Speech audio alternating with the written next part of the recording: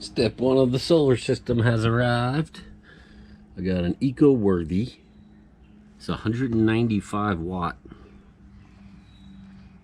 So let's see if this has enough power to supply the fridge. Of course, I still have to get the batteries, charge controller, and inverter. But we're gonna get this thing installed on the roof. All right, give you an idea of the dimensions. This thing is 59 and like 3/16, 59 and a quarter by, let's see if we get it sideways here, 26 and 3/8, almost 26 and a half. So that's the panel. The camper roof. I try to explain this to some people. This is summertime. It didn't rain last night, but look at how much water's up here. It's the morning dew, and the grass gets watered every single morning the same way. You can see there's not a cloud in the sky. Anyway, here's our roof. The idea is we're gonna keep this thing, the panel, elevated. I'm gonna favor this side of the roof. This roof's 48 wide, and I know I'm going 26 and a half just for the lights. I have a small panel that's gonna go here, which is a 12 by 12.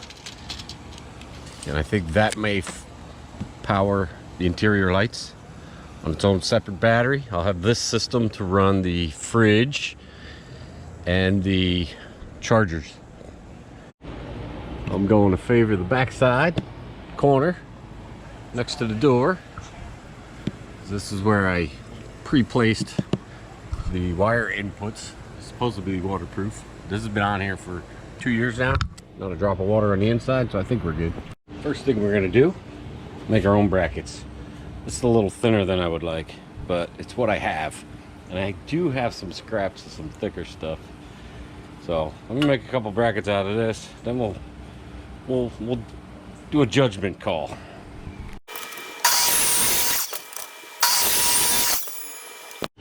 You can clean these up with a razor blade.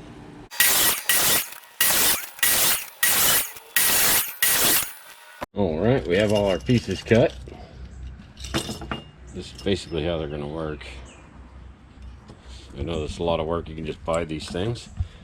But we're gonna drill a hole, bolt that, drill another hole here, and bolt that, drill a smaller hole here, and this will be glued and screwed to the roof.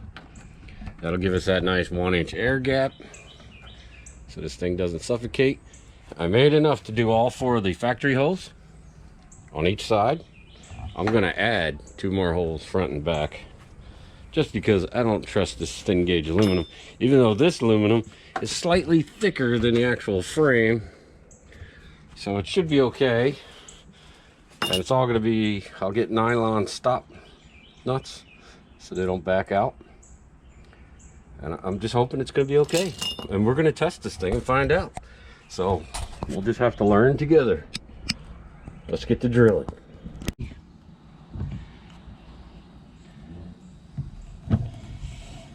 that chucked up, just like that. All right, it's a brand new bit. I'm gonna go with 1/4, even though these are a little larger, but I'm okay with that. I'm thinking about getting some plastic washers to isolate this from the vibrations. Maybe, I don't know. Nylon washers, we'll try it. Here's my heavy duty drill. It's really good at breaking drill bits. I would say it's me, but I think it's the drill. My drill bits only seem to break when they're in this drill.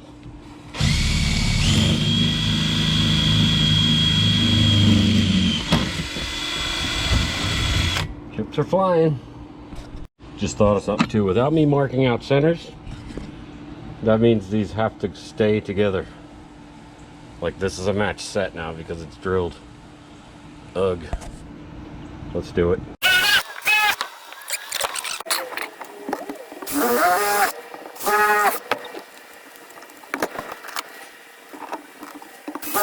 So we got all our pieces cut.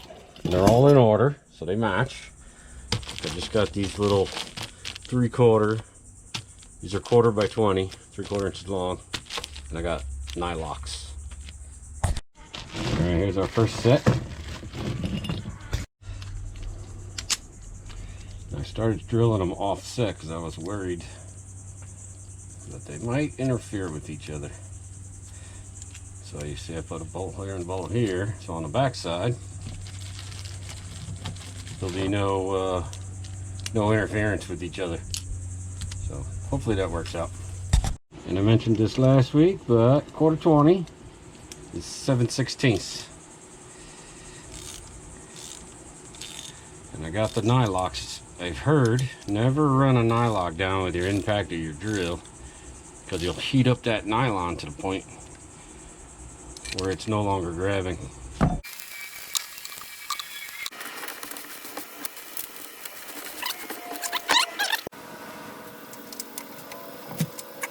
Alright, we're going to drill some holes. So 1/2 of 26, 1/2 of 24 is 12, and 13, right? Yeah. And what's 1/2 of 13? 6 1/2. So we're going to drill a hole there. 6 1/2. Drill a hole there.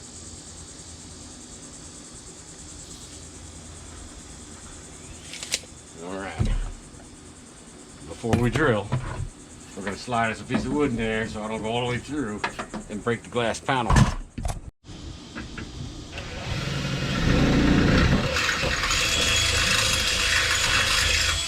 Give me a little bit of room to play.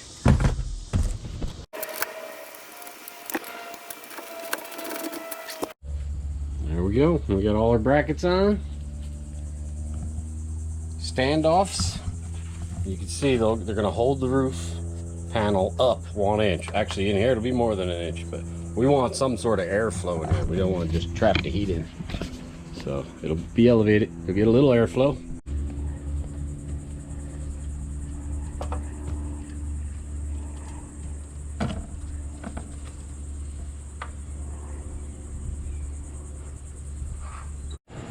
Alright, this is the plan.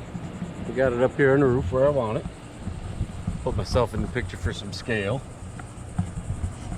There's all my feet. I think I want to move that away just a little bit more. What I plan on doing is I'm going to mark the foot with a marker.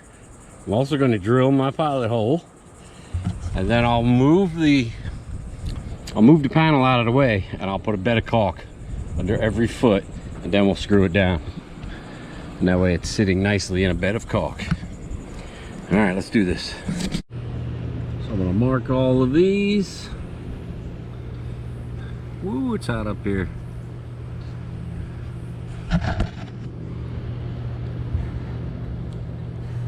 Get all these marked up. All right, drill our pilot holes.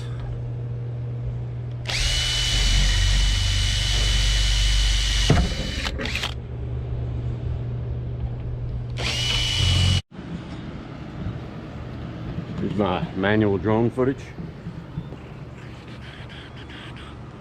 Nice view from up here. It's a long way down.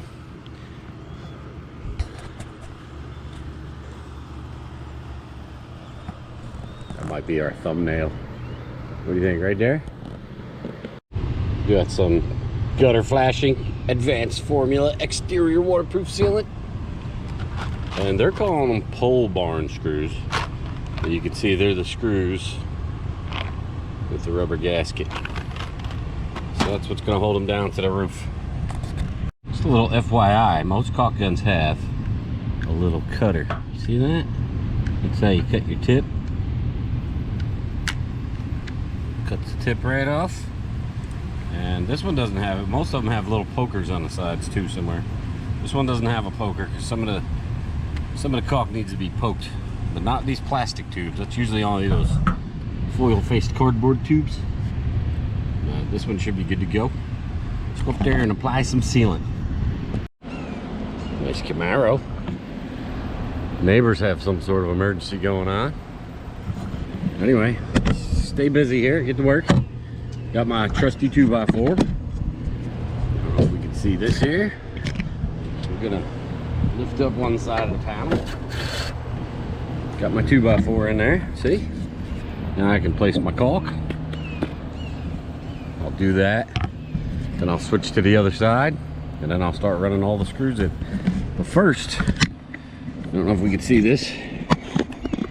First thing I gotta do is cut the zip ties off of the wires and get them pulled out over towards our gland. All right, let's try that. Here we go. It's like playing Operation.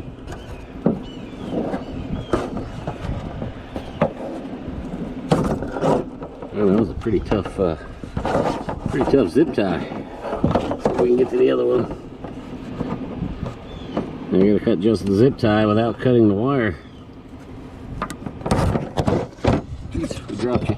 You guys okay? Alright, there we go. These wires pulled out. Look at that.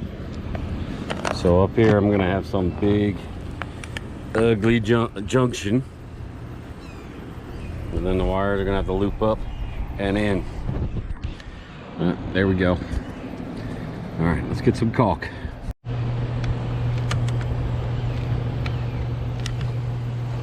All right, so we'll just put a nice big blob right under there, and we'll repeat this all the way around. And we'll clean it up when we're done. I'm gonna run the screws down on this side, and then that'll still give me the opportunity to lift that side with the glue. Then I'll come back and I'll do the ends. So let's try this. I don't know if you guys are gonna be able to see. Let's see what we can do here.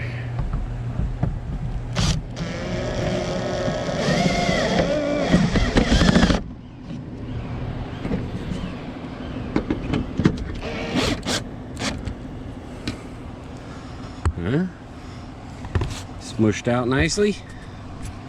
We'll do the other three on this side. Move to the other side. So on this side first, so much easier to work over here.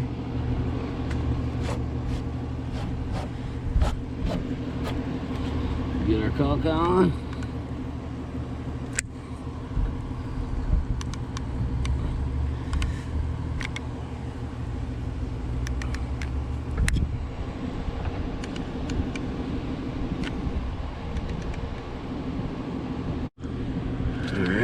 This is why I want to drill the holes first, because if you see, the caulk comes right up through the hole. Now when the screw goes down, it gets all on the thread, plus that mushes out and it seals the screw. Look at that one. Got a little candy cane.